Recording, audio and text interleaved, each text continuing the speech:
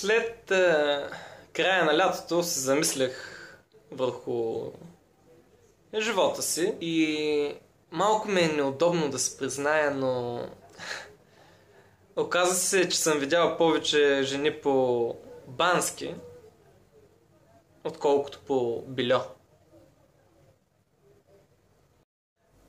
Всъщност, виждал съм много повече момичета без горнище и по прашки на плажа, отколкото съм виждал момичета по сутиен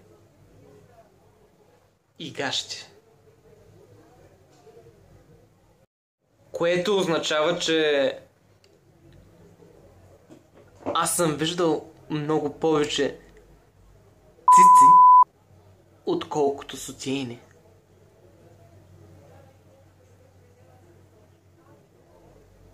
Разбира се, това е прекрасно и няма никакво основание за оплакване. Но все пак въпросът защо се прокрадва в главата ми като циганин в железница.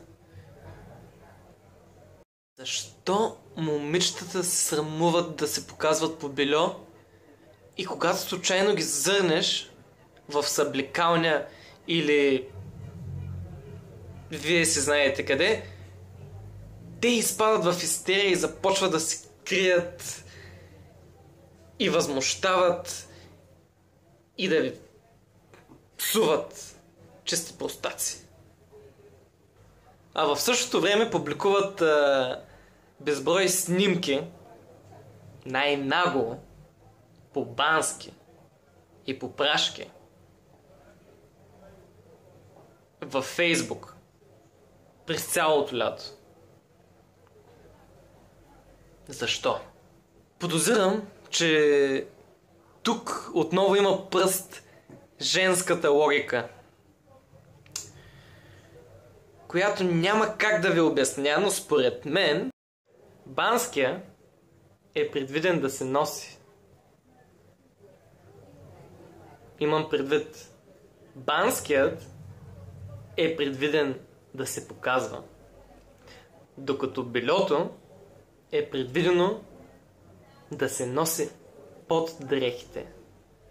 Тоест, Бельото е интимно, Банският не. Друг фактор, навярно, е груповото мнение. На плажа всички са по Бански и до известна степен са голи. Което значи, че няма проблеми ти да бъдеш. Когато си по Бельо обаче, а другият човек е облечен, се получава малко сконфузно защитна реакция от страна на момичето.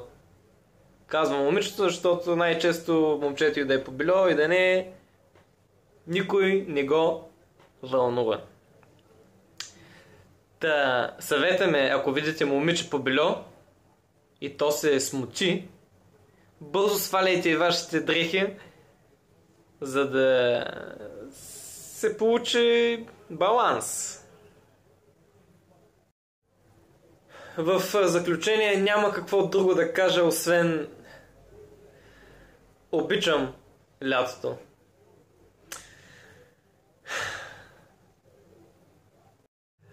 Ако и вие имате теория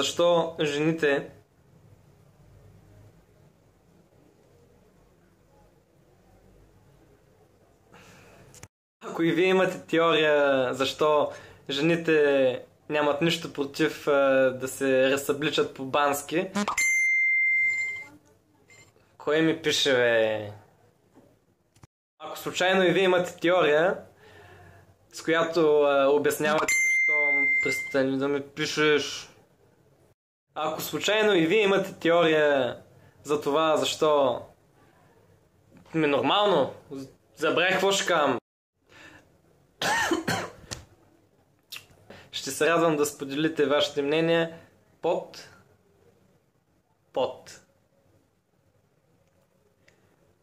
отдолу на клипа.